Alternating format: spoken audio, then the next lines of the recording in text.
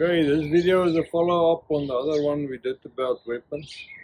So the first we talked about your voice. You got to use your voice in a very forceful manner, and that way you get the reaction. Now I just want to make some point clear here. If the guy pulls a knife, you're not gonna go, I first use my voice, then I use my hands, then I use the pepper spray, then I use the knife, sort of thing. Okay? If a guy pulls a knife or a gun to you, you immediately go from your voice to a gun, or you immediately go to the gun, and you skip the other sort of parts. Nee? This is just the level of self-defense that you get, but you do not follow them in a practical reality way. Just like I first got to do this, then I got to do that, then you're gonna get killed. Okay? So the first thing is a voice, but that we talked about and that you use. The second thing that we talked about is using your body as a weapon. Now the important thing here is this is the core of your body. Down like this. Your stomach nice and strong, back strong like this. This is the core. And you move around the core of the body to be able to do a strike properly. Now we showed the stances that you did. We worked on Sanshin, which is a ready stance, and fighting stance is in Kutsu Dutch. So you stand like this and you move around your core as if there is a pole, a metal pole right through you into the ground. You can't do this, you can't do that, you can't do this, okay? So if you want to do a strike properly, move around it like this and like that. So when you hit, it comes out like this, straight left, straight right. Now a woman that's got long nails, obviously her nails is going to bite into her hand. She won't be able to make a fist proper. So she is going to hit with the palm of the hand to get distance, get the guy away from you.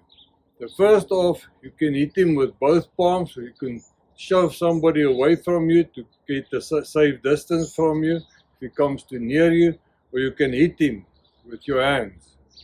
Now it's a simple technique to hit a straight or a straight left or a straight right. You keep your elbows in, you move around your body, you stand. That's very important. I see a lot of people move their feet when they hit. The moment they move their feet, they haven't got power. Okay? So you stand with your feet firmly on the ground, and then you hit there. Shoot it out, elbow in, nice and in. If you have a problem throwing your elbow out, hit with your hand like this, and out with this one. If you look from the side, it's like this. There, around the core, you move around the core and you put your hips in your punches. There and there. You hit with your body, you don't hit with your arm. The arm is just an extension of the body. The next thing is you kick somebody away from you. Now you're not in a dojo where you're bare feet and you hit with the ball of your feet. Okay? So you pick the harder you pick up your leg, your knee, the faster and the harder your knee comes up, the better your kick is. So it's the same thing. You put your hips into your kick, and you kick through there with the heel of your foot, not with your toes. You kick with the heel because you got shoes on. Everybody else in the modern world wears shoes, okay? So you hit with the heel. There, in and out and back. Now, a palm strike. So I talk about the palm. You can hit as hard as with the palm as you can hit with your fist. And you just have to look at the guy called Bas Rutten. He was a world champ. How hard he hit in his fights with his palm of his hands. Okay? So the last thing we're going to do now is pepper spray for this video. What is important with pepper spray is that on the bottle itself, you can read here it's 10 or 15% oleo resin capsicum. Standing here on it's written here. Okay? So it's 10% or 15% oleo resin capsicum. That's the important part. I've seen things that they got very, very, very low percentage of that oleo resin capsicum.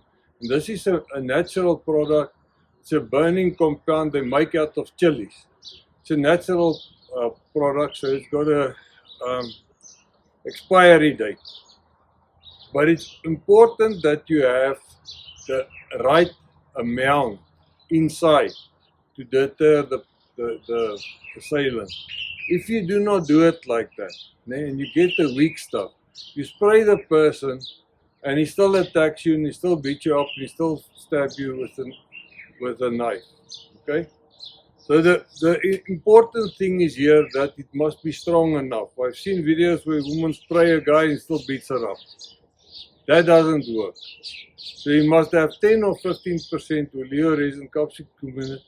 I heard of other products that got 5 or 6% in.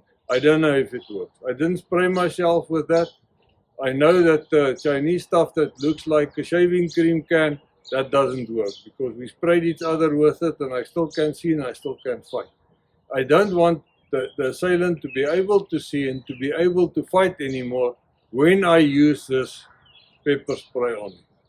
It's better to use, as I said before, the fogger and the spray and not the one that does the stream because of multiple assailants coming at you and you have a problem trying to spray them in the eye. If I take this test, this is just water.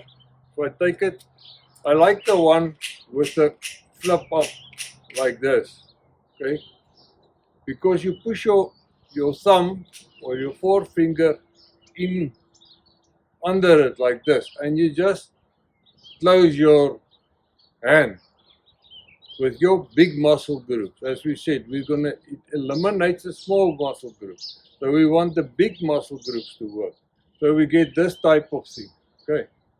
Moment if I take it like this, I press it, I get that type of thing. Okay. This one is a stream. Sprays a little stream.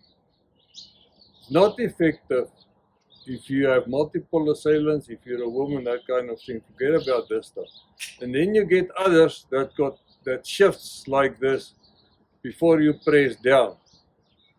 That's not going to work because now you work with your small muscle groups and now you got to get this thing to work and you're in a stressful situation and you worry and you flip and the fear eats you and your muscles doesn't want to work. That's why you got to work with your big muscle group with stuff that's simple and easy to work with. Okay. The other thing that I want to show you that's a problem is this stuff expires. And how do I test it?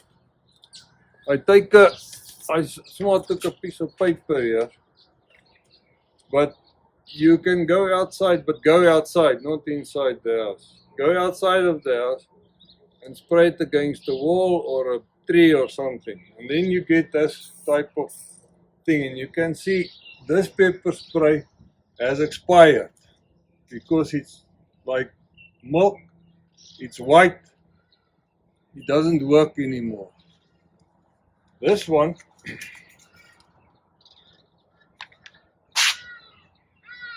is light brown. Not that you can smell it, but you can see it's not working properly anymore. Okay, it has expired. If it's right, it will give a dark color, and I wouldn't be able to talk now and do this if I done it. It's a little bit effective. I can smell it and I choke a little bit, but that's it. Okay.